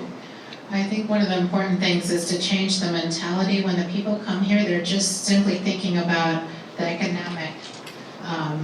Entonces no se involucran en los hijos, no se involucran en nada más, porque solo están pensando en la parte económica, mandarla para Guatemala, porque después se quieren regresar a Guatemala. They're just simply thinking, how are they going to make money? How are they going to, they're not really getting involved in anything having to do with the child's education or anything else, just very focused on earning the money and sending it back to the family. La primera cosa que pienso que es importante es tratar de cambiar esa forma de pensar y enseñarles a vivir en comunidad en el tiempo que están aquí. I think it's important to try to change that mindset, so teaching them how to work and live in the community and be part of a community. Porque muchos de ellos están saliendo de su casa al trabajo, del trabajo a su casa, a Walmart y lavandería. Esa es toda su vida. Their whole life can be just from home to work, from work back to home, home to Walmart, at the laundromat, and that's it. That is their entire lives. voy a hablar un poco como iglesia. Probemos algunas cosas. Tenemos deporte. I'm going to talk a little bit from our church perspective. We provide some things like sports Para niños, para for kids, adultos, for adults, algunos eventos para mujeres, some events for women, pero a veces no van, but sometimes they don't go. tal vez por miedo. Y tratamos de decirles que como iglesia no nos interesa su situación migratoria, es un lugar seguro para ir, We try to tell them this is a safe space, pero no van. Entonces, cambiar esa parte creo que es importante y tratar de aprender algo de inglés que creo que vale la pena. and change that mindset and maybe learn a little bit of English would be a good thing to do. Abrimos clases de inglés en la iglesia, abrimos clases de música en la iglesia, We have music classes, English classes at the church, pero no llegan. but the people don't come. Entonces pienso que ahí es donde hay que cambiar un poco la mentalidad, And so I think this is where we might have to work a little to change the mindset. porque no todo el tiempo estamos como ellas dos ayudando. Algunas veces van a quedarse solos o no podemos, ellos tienen que tratar de sobresalir, ¿no? Because we're not always going to have people there to help them for everything. They will have to learn how to survive on their own and make it on their own. A eso me refiero cuando digo hay que ayudarlos a cambiar la forma de pensar. Eso va a ayudar mucho a que se puedan desarrollar también aquí. And the reason I say that is because it will help with their development here and the progress here in this country. Los niños vienen 16, 15 años y les digo, es tiempo de escuela, no quieren ir a la escuela. The kids come here, they're 15, 16 years old. I tell them it's time to be in school and they don't want to be. Esa forma hay que cambiar. We have to change that Les mindset. digo, si vas a estar aquí, aprende, aprovechas una gran oportunidad, aprende inglés y tú ayudas a los demás. If you're here, we tell them, take advantage of the opportunities here, learn English, and you can help others in the community. Entonces eso creo que podemos hacer tanto como iglesias o sociedades, podemos motivarlos a que cambien esa manera de pensar y que traten de aprovechar las oportunidades que hay por el futuro de ellos también. So this will be good for their own futures, to help them and guide them into becoming more integrated, I guess, by learning the languages. Okay. Next two questions, I'm gonna put them both in. It's gonna be for you too. So two questions. Were any of the polytheistic gods female? And then the second question is, how do the Maya community view the LGBTQ community members? Understand the first one. So they want to know if the gods that they believed in, if there were any representative as females, and then how does the Maya community see the LGBTQ community? Entonces, la primera pregunta es cómo ven si hay un dios mujer de los dioses maya y cómo perciben a la comunidad que dentro de la comunidad maya. Ok, en el caso de la primera pregunta, todo este pasado cambió. Es decir, cuando llegaron los españoles, llegó la religión católica y es monoteísta, es decir, que cree en un solo Dios. Por supuesto, hablando de 500 años atrás. Entonces, toda esta cultura ya no vive bajo esta ideología de tener varios dioses. Algunos quieren regresar y hacer esas fiestas en las montañas y todo, pero es gente muy adulta, muy grande. La generación más joven está viviendo o bajo la ideología o la iglesia católica o la cristiana que llegó a Guatemala hace más o menos 100 años atrás, que es monoteísta también. Well, the question was, are there any of the female gods? And Pastor Manuel says that the polytheistic culture is pretty much over. That was 500 years ago. Today, very strongly Catholic or Christian community with one God. Clearly, there are some of the older generation who do want to bring back some of the old culture, and they go to the mountains and do their thing. But overall, it's basically the Christian Catholic. No tienen, los dioses son masculinos representantes entonces, anteriormente, o tienen femenino o masculino. En la actualidad lo que compartí ¿Cuál un es? poquito es bastante La mujer. limitada la información hasta ahorita, pero si hablamos actualmente... No actual, estamos hablando del pasado. Ok. Si hay representantes, o sea, si hay una diosa Okay, entre medio de... No lo sé. Okay. Se llama Ixchel. Ixchel. Es la mujer, es una diosa maya. Okay. Sorry. Buscando la información. Yes. There is. Yeah. Her name is Ixchel. She is a god, Goddess. goddess female. Okay. Eso es lo que quieren entender, si era... Si había una mujer. Si había una mujer o no. Y la segunda pregunta de cómo perciben la comunidad gay dentro de la comunidad maya. Pienso que es, no sé si es explicable la palabra tabú. Okay. Creo que es un tabú hasta ahorita. Que todavía no se habla. Sí, no se habla mucho porque la comunidad es bastante machista. Entonces, encontrar un caso o conocer a una persona de este tipo es chocante todavía, pienso yo, en general en la comunidad.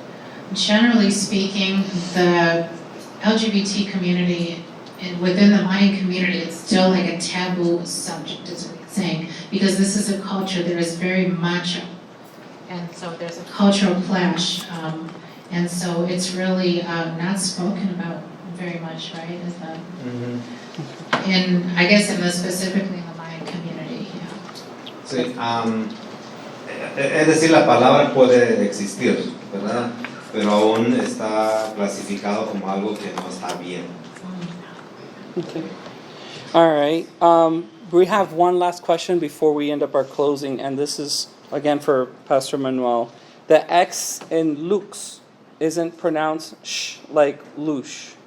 So is it, and then,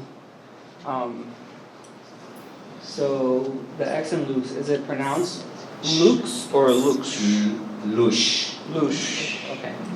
And then, did the Mayans have any type of? They had the alphabets, and then at school, if attended, did they learn how to read? So were students, or si le enseñaban el lenguaje mayan, el alfabeto, y si le enseñaban, y qué lenguaje principalmente que le dan? Cada idioma en Guatemala tiene su alfabeto y sí se enseña, pero siempre está un poco limitado. Okay. Yes, I was thinking about this question. Yes, they do teach them, but it's very limited.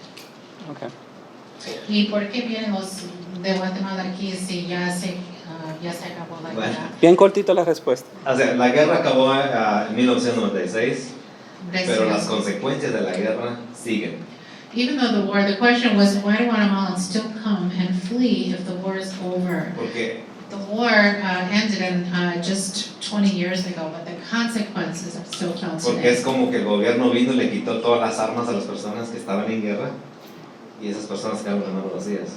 Entonces empezó una violencia, le llamamos en Guatemala, asaltos, robos, y eso está haciendo aún más difícil vivir en estas zonas de Guatemala. And so even though the government confiscated everybody's arms, there was violence that continued, the assaults, murders, and so on, that still continued among the people. So it's still, people lost their families. There's, still feuds going on. There's still misunderstandings, and there's a lot of distrust, a lot of poverty, and people have they can't recuperate that quickly in 20 years from 200,000 people. Try to imagine if 20 years ago in Ohio, there was so much bloodshed and we lost 20,000 people, everything wouldn't be fine 20 years later. There's still repercussions to this day. Okay. All right. So let's give them a round of applause for our panelists.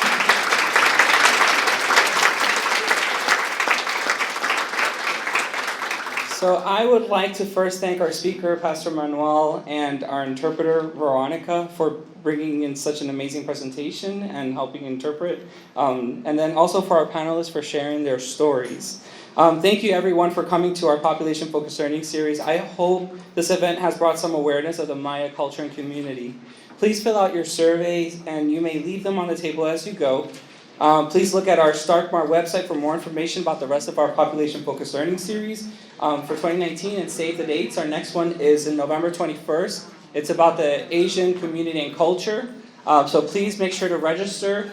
Asia Incorporated is going to be our main speaker for that event. They work from Akron, Cleveland, and they work specifically with the Asian community. So there'll be a great presentation coming up on November 21st.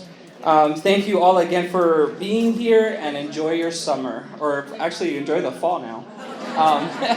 Yeah, sorry, summer's If ending. anybody wants any information about the services at OLA, even if it's documents or whatever is needed, immigration, we have some flyers here and up here in this room. All right.